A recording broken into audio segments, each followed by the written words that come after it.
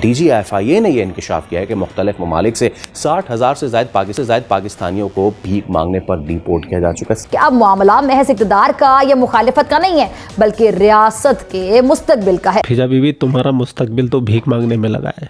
60,000 से that is a huge number. सऊदी अरब ने भीख मांगने के आरोप में करीब 56,000 पाकिस्तानियों को देश से निर्वासित किया है। हाय जो पाकिस्तान के लिए बड़ी शर्म की बात है। तो ये वाकई बहुत बड़ी अचीवमेंट है कि हम कहाँ खड़े हैं बतौर कौम, हमारा मुल्क कहाँ खड़ा है, और सबसे बढ़कर वो आगे किस समत में जाना चाहता है। ये कि पाकिस्तान के बिकने की खबर है। तो ये सिलसिला आखिर कब तक चलेगा पता नहीं। ये उम्रा का वीजा लेकर सऊदी अरब के मक्का मदीना में पहुंचते हैं और वहां बैठकर भीख मांगने का काम करते हैं। अरे मैडम, ये पूरे पाकिस्तानी भीख मांगने में एक्सपर्ट है, एक्सपर्ट। वाह भाई वाह। सऊदी अरेबिया ने अकेले ही 24,000 पाकिस्तानी बैगर्स को वापस भेज दिया। इसका मतलब है इन लोगों में सेल्फ रिस्पेक्ट नाम की चीज ही कोई नहीं। सेल्फ रिस्पेक्ट कन्वर्टेड मुसलमानों में नहीं होती है जनाब। क्यों? अगर होती तो क्या कन्वर्ट होते? नहीं होते। You are right bro.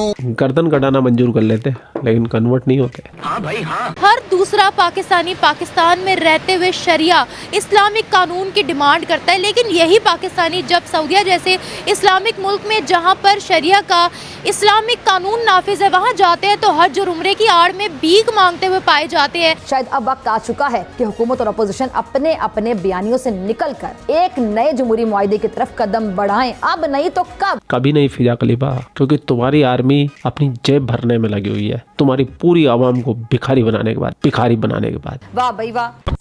रवां साल सऊदी अरब ने 24,000 पाकिस्तानी भीख मांगने पर डिपोर्ट किए। ये आलमी साख पे एक सवालिया निशान बन जाती है चीज। दुबई ने 6,000, अजरबैजान ने 2,500 पाकिस्तानी। कितने शर्म की बात है, यानी 32,000 हो चुके हैं, 30,000 दो मुल्कों ने और फिर एक अजरबैजान ने भी 2,000। ये भीख मांगने पे हुआ है, ये शर्म की बात है पाकिस्तान के लिए। मैं एज ए पाकिस्तानी खुद के लिए बड़ी शर्म महसूस करता हूँ। चलो, किसी पाकिस्तानी को तो अपने आप पे शर्म आई और आनी भी चाहिए भाई, सही बात है। लेकिन बहुत सारे पाकिस्तानी बेशर्मों को नहीं आती है। अल्लाह तौबा। मुल्क में ताकत के तमाम मराकज़, सियासी क़यादत, मुक़्तदरा, अदलिया, ब्यूरोक्रेसी और मुआशी अशराफिया एक गैर एलानिया रस्साकशी में मसरूफ है। पाकिस्तान का एक अखबार जिसका नाम है डॉन, वो लिखता है कि पाकिस्तान की टोटल जनसंख्या तकरीबन 22 से 25 करोड़ होगी। 22 करोड़ मान लीजिए, अगर 22 करोड़ जनसंख्या है तो उसका 10% लोग भीख मांगते हैं। ये दरअसल एक अशराफियाई जंग है।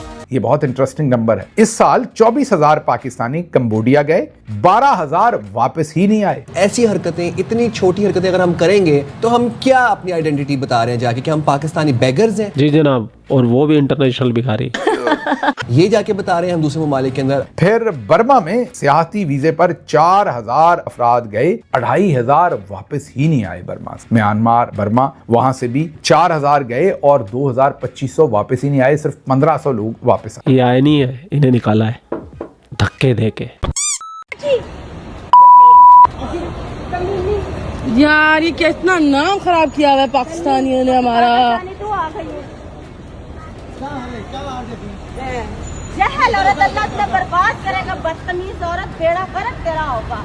इधर देखना, बेड़ा गर्क होगा। एक पाकिस्तानी फीमेल इन्फ्लुएंसर ने ही इस वीडियो को रिकॉर्ड किया है, जहां सऊदीया की गलियों में एक अमीर पाकिस्तानी खातून अपने बच्चे के साथ बड़े कॉन्फिडेंस से भीख मांग रही थी। जब उसे मना किया गया तो उसने फीमेल इन्फ्लुएंसर को, फीमेल व्लॉगर को हैरेस किया, उसका फ़ोन तोड़ने की कोशिश की, साथ ही साथ गाली गलौज की। इधर पूरा पाकिस्तान भीख मांगने में लगा हुआ कि कहीं से न कैसे करके हमारा मुल्क चल जाए, लेकिन इनका मुल्क तो बिकने की कगार पे आ गया। मतलब अगर हेडलाइन ये बना दी जाए कि क्या बिकने वाला है पाकिस्तान, प्रधानमंत्री ने किया ऐलान, तो ये अपने आप में बड़ी सुर्खी है। क्यों? क्योंकि पाकिस्तान ने कहा है कि वो अपनी सभी कंपनियों को बेचेगा। दुनिया की तारीख गवाह है कि जब अशराफिया खुद मौजूदा निजाम को नाकाबिले अमल समझने लगे तो फिर नया सियासी और समाजी समझौता नागुज़ीर हो जाता है। पाकिस्तान के आज के हालात भी यही सवाल चीख चीख कर उठा रहे हैं। क्या पुराना ताकत का ढांचा अब भी काबिले अमल है? रत्ती भर का भी अमल नहीं है फिजा खलीफा। आज तो फिजा खलीफा भी सदमे में भी आ गई अपने मुल्क को लुटता पिटता देख के।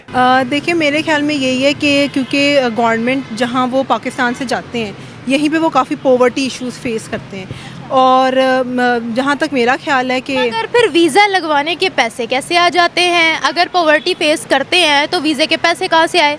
जी, ये वही बात आ जाती है कि यहाँ पे जो कुछ जैसे लोग होते हैं जो भीख मांगने को यहाँ पे, जिन्होंने पेशा बना के रखा हुआ अपना, भीख मांगते हैं और वो समझते हैं कि उनका एकेडमिक और जो फाइनेंशियल इश्यूज़ हैं वो भीख मांगने से ही सॉल्व हो सकते हैं। वो मतलब हाथ के से पैसे कमाना पसंद नहीं करते, मेहनत करना पसंद नहीं करते, और फिर उसके लिए वो हर तरीके के, जैसे बहुत से जो बेगर्स होते हैं उनके वो हर चीज़ अफोर्ड कर सकते हैं, महंगे से महंगे फ़ोन और कपड़े और सारा कुछ अफोर्ड कर सकते हैं, पर डीप डाउन वो अपने आप को शो करवाते हैं ऐसा।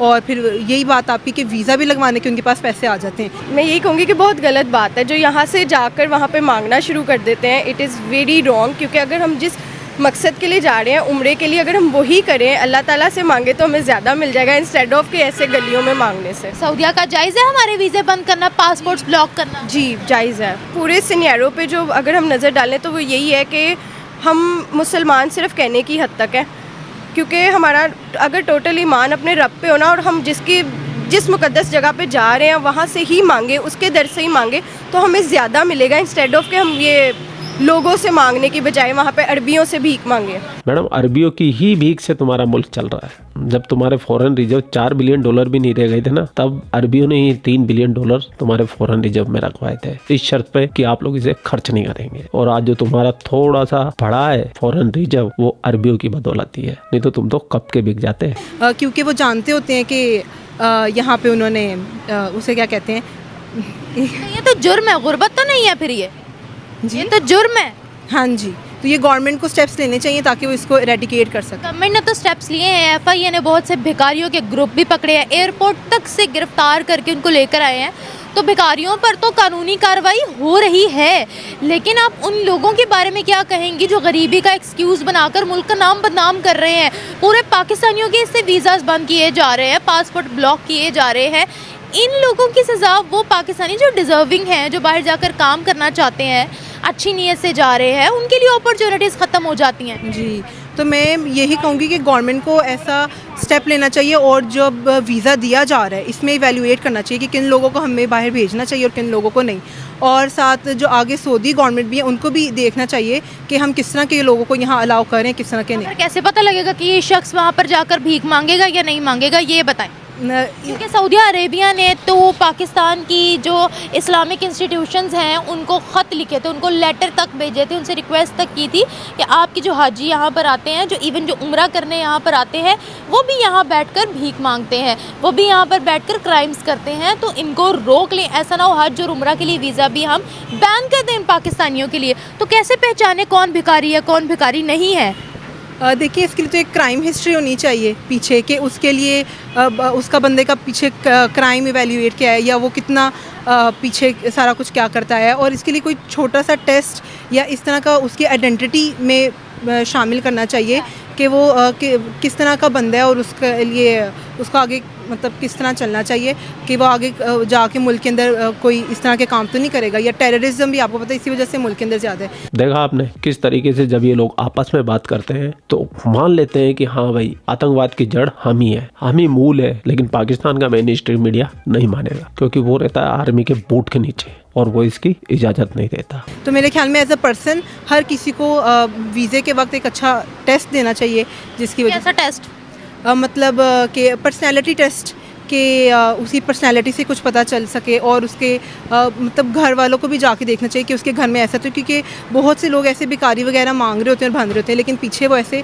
नहीं होते। पूरी तफ्तीश करनी चाहिए, या फिर इन्वेस्टिगेशन। जी, इन्वेस्टिगेशन करनी चाहिए। अच्छा, वीज़ा ना लगना हो गया, कोई स्पाई हो गया जिसकी इतनी इन्वेस्टिगेशन होनी है। तो भैया इन भिखारी पाकिस्तानियों के बारे में क्या ही बात करें। मुझे तो इन भिखारी पाकिस्तानियों को अपना दुश्मन बताने में भी शर्म आती है कि हमारा दुश्मन एक भिखारी मुल्क है, वहाँ की गवर्नमेंट भी भिखारी है तो वहाँ की आवाम भी भिखारी है। क्या बनाए रहे तूने जिन्ना। तो पूरा वीडियो देखने के बाद में आप लोगों को क्या विचार है, कमेंट सेक्शन है आपका, आप भी कमेंट करके अपनी राय रख सकते हैं। जय हिंद, वंदे मातरम, जय श्री राम, जय श्री राम, जय श्री राम।